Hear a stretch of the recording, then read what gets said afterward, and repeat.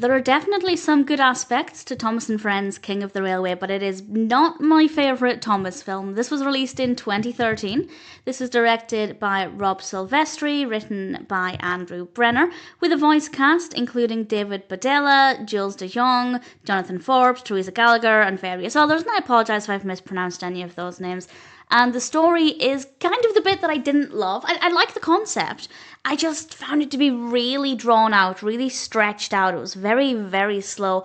It's about the restoration of an old castle and an old engine, which I love. Great to see the progress there.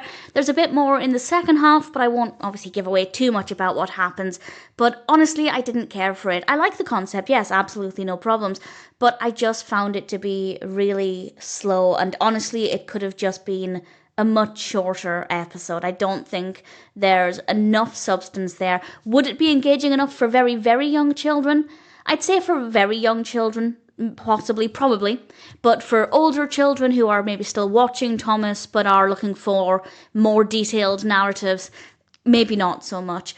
Visually, I liked seeing certain aspects, and the engines looked great. There's a pretty good colour palette, so the animation wasn't too bad. It'll never be the same as the classic Thomas approach, but certainly I don't have any major issues there at all.